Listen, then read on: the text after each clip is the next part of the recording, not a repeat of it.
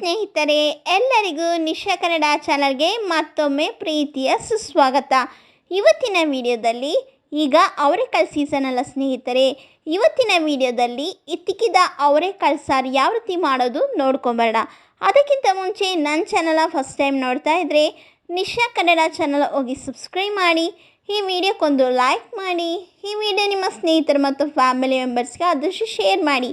ಈಗ ನಾವು ಹಿತಿಕಿದ ಅವರೆಕಾಳು ಸಾರು ಯಾವ ರೀತಿ ಸುಲಭವಾಗಿ ಮನೇಲಿ ಮಾಡೋದು ನೋಡ್ಕೊಂಬರೋಣ ಬನ್ನಿ ಸ್ನೇಹಿತರೆ.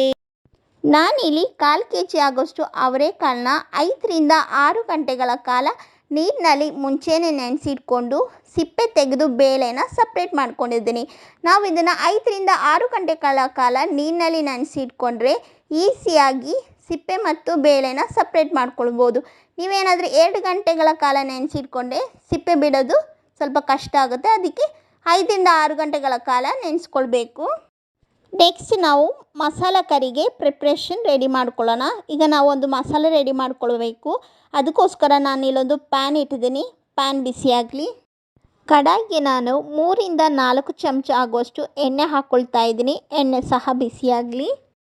ಎಣ್ಣೆ ಸ್ವಲ್ಪ ಬಿಸಿಯಾದ ನಂತರ 2 ಪೀಸಷ್ಟು ಚಕ್ಕೆ ಮತ್ತು 3ರಿಂದ 4 ಲವಂಗ ಸಹ ನಾನು ಈ ಕಡಾಯಿಗೆ ಹಾಕ್ಕೊಳ್ತಾ ಇದ್ದೀನಿ. ಖಾರಕ್ಕೆ ತಕ್ಕಂತೆ ಒಣಮೆಣಸಿನ್ಕಾಯಿ ಸಹ ಹಾಕ್ಕೊಳ್ತಾ ಇದ್ದೀನಿ. ನಾನಿಲ್ಲಿ 5ರಿಂದ 6 ಒಣಮೆಣಸಿನ್ಕಾಯಿ ತೊಗೊಂಡಿದ್ದೀನಿ. ನಾವು ಸ್ವಲ್ಪ ಖಾರ ಜಾಸ್ತಿ ತಿಂತೀವಿ, ಅದಕ್ಕೋಸ್ಕರ ನಾನು ಹಾಕ್ಕೊಳ್ತಾ ಇದ್ದೀನಿ ಈ ಕಡಾಯಿಗೆ. ಹಾಗೆ ಒಂದು ಈರುಳ್ಳಿ ದಪ್ಪಗೆ ಹೆಚ್ಚಿರೋದು ಸಹ ಸೇರಿಸ್ಕೊಳ್ತಾ ಇದ್ದೀನಿ. 2 ತುಂಡು ಶುಂಠಿ ಮತ್ತು 5ರಿಂದ 6 ಎಸಳು ಬೆಳ್ಳುಳ್ಳಿ, 5ರಿಂದ 6 ಗೋಡಂಬಿ ಸಹ ನಾನು ಈ ಕಡಾಯಿಗೆ ಸೇರಿಸ್ಕೊಳ್ತಾ ಇದ್ದೀನಿ. ನಂತರ 1 ಚಮಚದಾಗುವಷ್ಟು ಗಸಗಸೆ ಸೇರಿಸ್ಕೊಂಡು ಮೊದಲಿಗೆ ಇದಿಷ್ಟನ್ನು ಫ್ರೈ ಮಾಡ್ಕೊಳ್ಳೋಣ. ಈರುಳ್ಳಿ ಸ್ವಲ್ಪ ಸಾಫ್ಟ್ ಆಗಿದ್ದರೆ ಸಾಕು.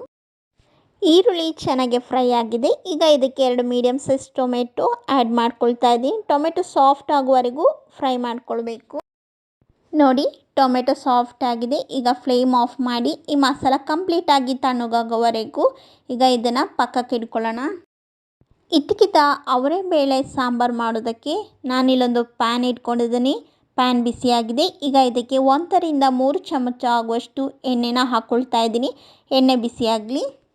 ಎಣ್ಣೆ ಕಾದ ನಂತರ ಇದಕ್ಕೆ ಅರ್ಧ ಟೀ ಸ್ಪೂನ್ ಆಗುವಷ್ಟು ಸಾಸಿವೆ, ಅರ್ಧ ಟೀ ಸ್ಪೂನ್ ಆಗುವಷ್ಟು ಜೀರಿಗೆ ಸಹ ಹಾಕ್ಕೊಳ್ತಾ ಇದ್ದೀನಿ.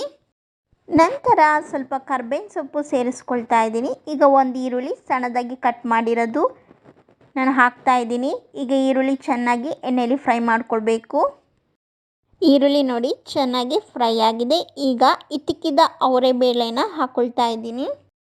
ಅವರೆಬೇಳೆ ಹಾಕಿದ ನಂತರ ಈಗ ಅವರೆಬೇಳೆಗೆ ಹಸಿ ವಾಸನೆ ಇರುತ್ತಲ್ಲ, ಅದಕ್ಕೋಸ್ಕರ ನಾನಿಲ್ಲಿ ಅವರೆಬೇಳೆನ 2ರಿಂದ 3 ನಿಮಿಷಗಳ ಕಾಲ ಎಣ್ಣೆಯಲ್ಲಿ ಫ್ರೈ ಮಾಡ್ಕೊಳ್ತಾ ಇದ್ದೀನಿ. ನಾನು ಅವರೆಬೇಳೆನ ಓಪನ್ ಪ್ಯಾನ್ನಲ್ಲಿ ಬೇಯಿಸ್ಕೊಳ್ತಾ ಇದ್ದೀನಿ.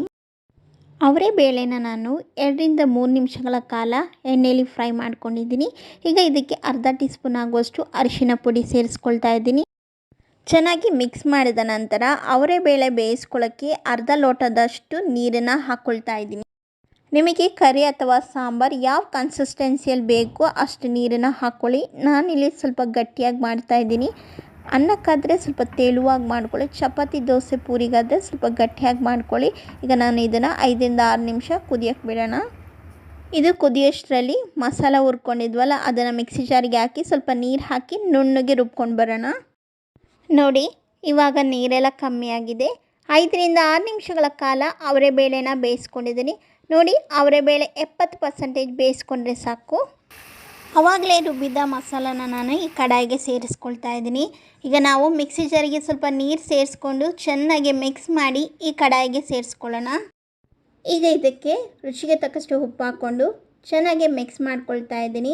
ಚೆನ್ನಾಗಿ ಮಿಕ್ಸ್ ಮಾಡಿದ ಮೇಲೆ ಮಸಾಲೆ ಎಲ್ಲ ಬೇಯಬೇಕಲ್ಲ, ಅದಕ್ಕೋಸ್ಕರ ನಾವು 5ರಿಂದ 6 ನಿಮಿಷಗಳ ಕಾಲ ಕಡಿಮೆ ಉರಿಯಲ್ಲಿ ಇಟ್ಕೊಂಡು ಕುದಿಸ್ಕೊಳ್ಳೋಣ. ಮಸಾಲದು ಹಸಿ ವಾಸನೆ ಹೋಗಿ ಚೆನ್ನಾಗಿ ಕುಕ್ ಆಗಿದೆ. 5ರಿಂದ 6 ನಿಮಿಷಗಳ ಕಾಲ ಮಧ್ಯಮ ಉರಿಯಲ್ಲಿ ಬೇಯಿಸ್ಕೊಂಡಿದ್ದೀನಿ. ಇವಾಗ ಕೊನೆಯದಾಗಿ ಚಿಕ್ಕದಾಗಿ ಕಟ್ ಮಾಡಿರುವ ಕೊತ್ತಂಬರಿ ಸೊಪ್ಪು ಹಾಕಿಬಿಟ್ಟು ಚೆನ್ನಾಗಿ ಮಿಕ್ಸ್ ಮಾಡಿ ಈಗ ನಾನು ಫ್ಲೇಮ್ ಆಫ್ ಮಾಡ್ತಾ ಇದ್ದೀನಿ.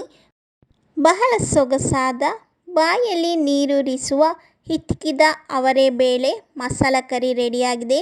ದೋಸೆ ಜೊತೆ ತಿಂತಾಯಿದ್ರೆ ಸಖತ್ ಟೇಸ್ಟಿಯಾಗಿರುತ್ತೆ. ಒಮ್ಮೆ ನೀವು ನಿಮ್ಮ ಮನೇಲಿ ಟ್ರೈ ಮಾಡಿ ಹೇಗೆ ಬಂತು ಅಂತ ನನ್ನ ಕಮೆಂಟ್ಸ್ ಬಾಕ್ಸ್ನಲ್ಲಿ ಕಮೆಂಟ್ಸ್ ಮಾಡಿ. ಮುಂದಿನ ವೀಡಿಯೋದಲ್ಲಿ ಇದೇ ರೀತಿ ನಾನು ಹೊಸ ರೆಸಿಪಿಯೊಂದಿಗೆ ಬರ್ತೇನೆ. ಎಲ್ಲರಿಗೂ ಧನ್ಯವಾದಗಳು.